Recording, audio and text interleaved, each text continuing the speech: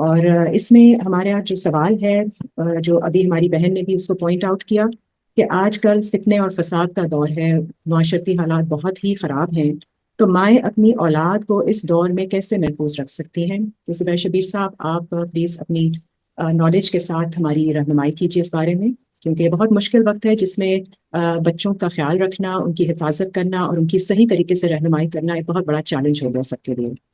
جی please. جی، جزاک اللہ جی، وعلیکم السلام ورحمۃ اللہ وبرکاتہ۔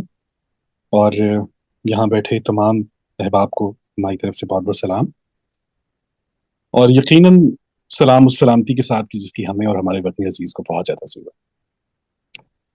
اور جتنی آج آپ نے بات فرمائی ہے اس پروگرام کے آغاز میں، اور اس سے پہلے جو ہماری بہن شبانہ بٹ جن کا تعلق یوکے سے ہے، جو بات فرما رہی تھیں، وہ بھی بہت اہم ہے کہ بعض اوقات جو ہے وہ ہم بہت سے مال و متاع اکٹھا کرنے میں جو ہے وہ اپنی اولادوں کی قربانی دے دیتے ہیں، اور یہی ہماری مطلوبہ امہات ہیں کہ جن کو ہم ایڈریس کر رہے ہیں کہ چلیں، جہاں تک نقصانات ہونے تھے وہ ہو چکے، اب ہم اس تعمیری کام کی طرف بڑھیں گے جو قرآن کریم ہمیں تلقین کرتا ہے۔ تو ہمارا موضوع یہی ہے کہ انشاءاللہ تعالی امہات کو شرمندہ ماں ہونے کے بجائے اب یہ وقت ہے کہ مائیں تابندہ ماں بن کے سامنے آئیں، اور ماؤں کو وہ احترام، وہ محبت اور وہ ادب ان کو دیا جائے کہ جس کی وہ مستحق ہیں، اور وہ اس کے قابل ہیں۔ اور انشاءاللہ ہمارے سارے پروگرامز میں ہماری کوشش یہی رہی ہے، لیکن آج قدرتی طور پہ موضوع اسی طرف جا رہا ہے، اور جس پر آج ہماری گفتگو ہے کہ آپ کا سوال یہ ہے کہ مائیں جو ہیں وہ اپنی اولاد کو اس فتنے اور فساد کے دور میں کیسے محفوظ رکھ سکتی۔ دیکھیے، اس کے حوالے سے میں یہ چاہوں گا کہ آپ بسم اللہ سورۃ تحریم آیت نمبر 6 اگر نکال لیں تو ہمیں آسانی ہو جائے گی۔ سورۃ تحریم آیت نمبر 6۔ اعوذ باللہ من الشیطان الرجیم، بسم اللہ الرحمن الرحیم۔ یا ایھا الذین آمنوا قوا انفسکم واہلیکم نارا وقودها الناس والحجارة علیہا ملائکۃ غلاظ شداد لا یعصون اللہ ما امرهم ویفعلون ما یؤمرون۔ آغاز یہ ہو رہا ہے جی کہ یا ایھا الذین آمنوا، اے ایمان والو۔ ایمان والوں میں مرد و خواتین دونوں شامل، لہٰذا یہاں پر خطاب جو ہے وہ کسی ایک سے نہیں ہے بلکہ ایمان والوں سے ہے۔ اب وہ ایمان والی خواتین ہوں یا ایمان والے مرد ہوں، دونوں اس میں مخاطب ہیں۔ فرمایا جا رہا ہے کہ یا ایھا الذین آمنوا، اے ایمان والو۔ میں پہلے بھی بہت دفعہ یہ بات عرض کر چکا ہوں کہ قرآن کریم میں جہاں پر ایمان کا لفظ آئے گا، جہاں پر مومنین کا لفظ آئے گا، یومنون کا لفظ آئے گا، آمنون، آمن، یہ اس مادے پر آنے والے تمام تر الفاظ جو ہوں گے، اس کا جو متحمل شخص ہے یا جو متحمل شخصیت ہے، جو خاتون ہے یا مرد ہے، وہ کبھی بھی کمفرٹ زون میں نہیں رہتا۔ جہاں پر قرآن کریم میں ایمان کا لفظ آئے گا، مومن اور مسلم اور مومن میں ہم بہت دفعہ یہ درخواست کر چکے ہیں کہ مسلم میں اور مومن میں یہی فرق کرتا ہے قرآن کریم کہ مسلم کی جو تعریف ہے وہ یہ ہے کہ وہ سلامتی میں رہتا ہے، اور مومن جو ہے وہ سلامتی قائم کرتا ہے۔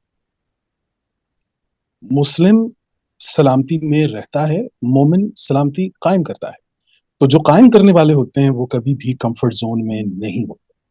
تو آج اگر کسی طریقے سے ہماری مائیں، ہماری بیٹیاں، ہماری بہنیں، اگر ان کو یہ پتہ چل جائے کہ ایک امت کی تشکیل نو کے لیے مجھے اپنے آرام کو چھوڑنا ہوگا، مجھے اپنے کمفرٹ زون سے نکلنا ہوگا، لیکن بدقسمتی سے ہمارے ہاں اس ایک آسائش کو لے کر، اس ایک چیز کو، آرام کو لے کر، ان تمام تر چیزوں کو لے کر اب خواتین کا حال یہ ہے کہ وہ اپنی اولاد تو ایک طرف، اپنا گھر تو ایک طرف، امت ایک طرف، معاشرہ ایک طرف، اپنی ذات سے بھی واقف نہیں کہ میں کون ہوں، میرا مقام کیا ہے، مجھے اللہ نے کیا ذمہ داری دے رکھی ہے، اور ان تمام تر چیزوں سے ہٹ کر اب وہ انہیں یہ فکر لاحق ہے کہ میں لگ کیسی رہی ہوں، میں دکھ کیسی رہی ہوں، میرے پاس کون کون سی چیزیں ہیں، میں مال و متاع میں کس مقام پر ہوں، اور ان تمام تر جتنی بھی چیزوں میں جو ہمارے معاشرے کے اندر موجود ہے۔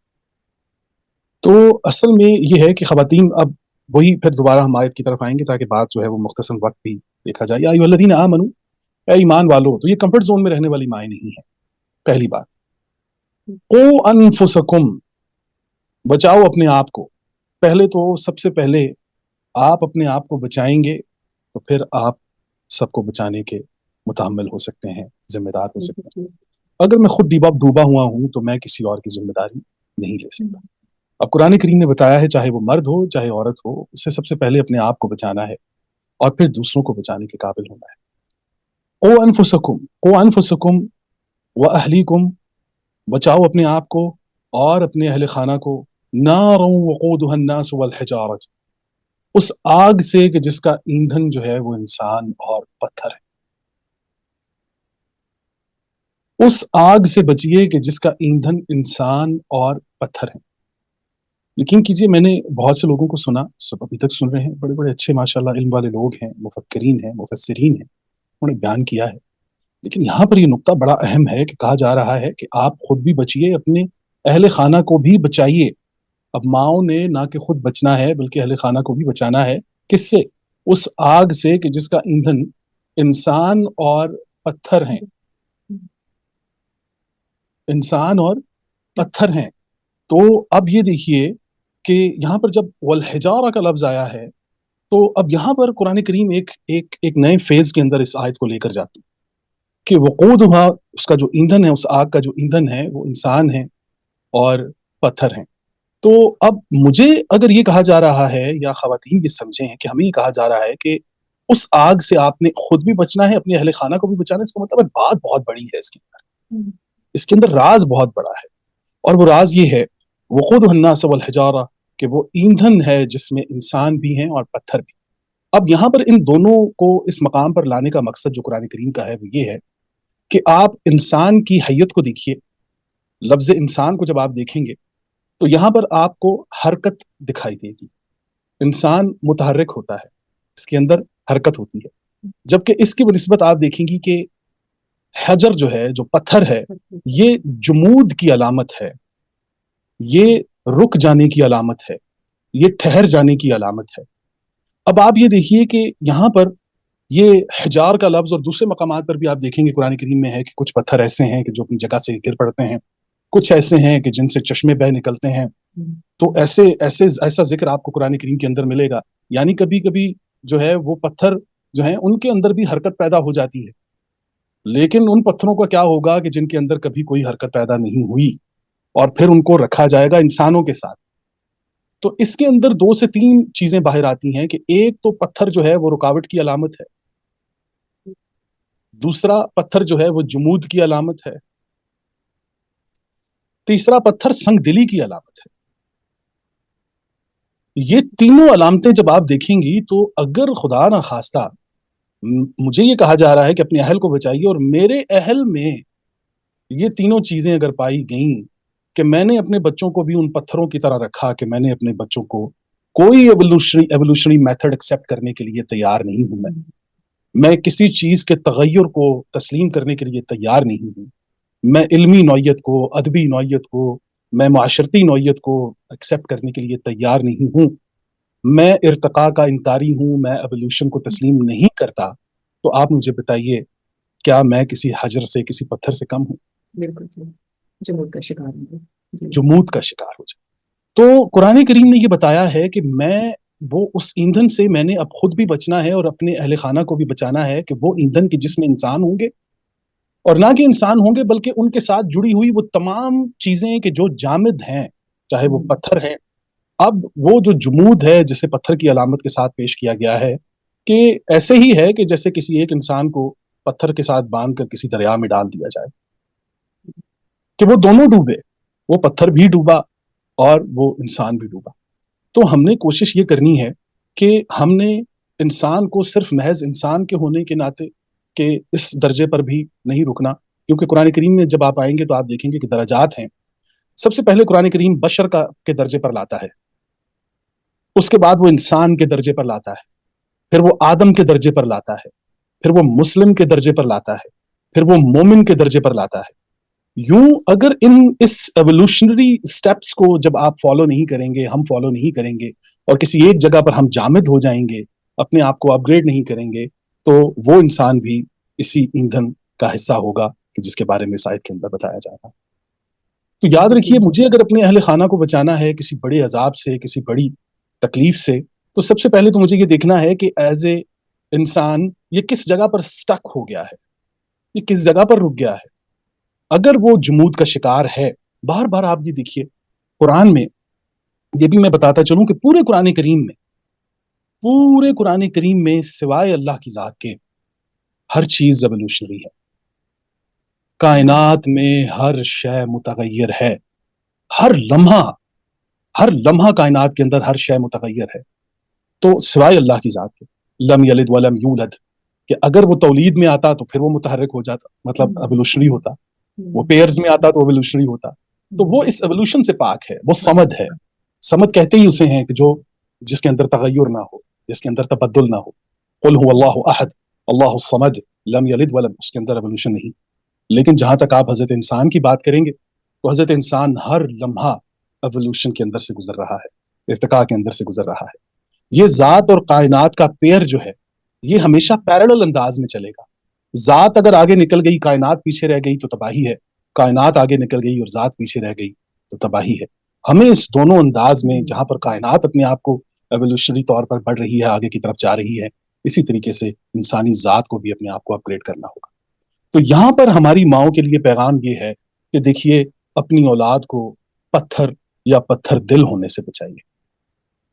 اپنے بچوں کو سنگ دل, سنگ پتھر کو ہی کہتے ہیں نا جی, تو سنگ دل ہونے سے بچائیے. کہیں ایسا نہ ہو کہ ہماری نسلیں جو ہیں وہ پتھر بن جائیں.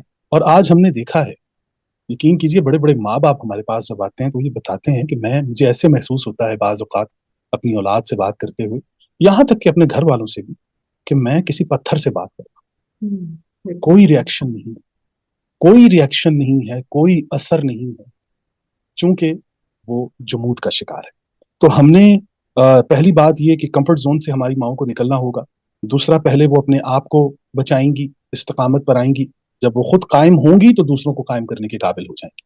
یوں پھر وہ اپنے اہلیکم اور اپنے اہل خانہ کو بچاؤ ناروں وغوص, آگ سے, اس آگ سے کہ جو ایندھن ہے جس میں انسان بھی ہیں اور پتھر بھی. تو یہ ذہن میں رکھیے کہ یہاں پر میں اس آگ کے لفظ سے بھی ایک چیز آپ کے سامنے ڈرائیو کرتا ہوں. وہ دیکھیے گا کہ حضرت موسیٰ علیہ السلام کے حوالے سے کہا جاتا ہے کہ جب انہوں نے قرآن کریم میں یہ فرمایا اپنی اہلیہ سے کہ کسو, آپ لوگ یہاں پہ ٹھہریے, رکیے, میں وہاں سے آگ لے کر آتا ہوں. تو معلوم ہوا کہ جن کے دلوں میں خیر ہو, اگر وہ آگ لینے کے لیے بھی نکلیں تو نار لینے کے لیے نکلے ہوئے انسان کو اللہ نور عطا کر دیتا ہے. تو ہماری مائیں جو ہیں وہ اس نار کو ہٹا کر نور کی طرف بھی جا سکتی ہیں جی. اللہ کریم ہمیں انشاءاللہ یہ استقامت عطا فرمائے, ہماری ماؤں کو ہمارے گھروں میں. اور اس تغیر اور اس ارتقاء کا مطلب ہرگز اپنی تہذیب تمدن کا جو ہے وہ جنازہ نکالنا نہیں ہے, ہرگز کسی کی دل آزاری نہیں ہے, ہرگز کسی پر تنقید نہیں ہے کہ میں نے اس ارتقاء کے اندر یہ سیکھ لیا. بعض اوقات ہم نے یہ دیکھا کہ لوگ جو ہیں وہ ان کے ہاں ارتقاء جو ہے وہ دوسروں پر تنقید ہے, چاہے وہ عقائد کے معاملات ہوں, مذاہب کے معاملات ہوں, سیاست کے معاملات ہوں, معاشرت کے معاملات ہوں. تو انہیں یہ لگتا ہے کہ میری ترقی جو ہے وہ اس پر چھپی ہوئی ہے کہ میں نے ان سب کو غلط ثابت کرنا ہے اور اپنے آپ کو ٹھیک ثابت کرنا ہے. تو جناب ایسی ترقی سے بھی معافی مانگیے. اللہ کریم جو ہے وہ ہمیں اعتدال عطا فرمائے اور ہماری ماؤں کو اللہ کریم استقامت عطا فرمائے کہ وہ اپنی خود بھی بچیں اور اپنے اہل خانہ کو بھی اس آگ سے بچائیں. اور یہ آگ جو ہے وہ اس کا تعلق اس دنیا سے بھی ہے اور آخرت سے بھی ہے. تو اللہ کریم ہمیں ہمت اور ہدایت عطا فرمائے. آمین. بالکل ٹھیک ہے.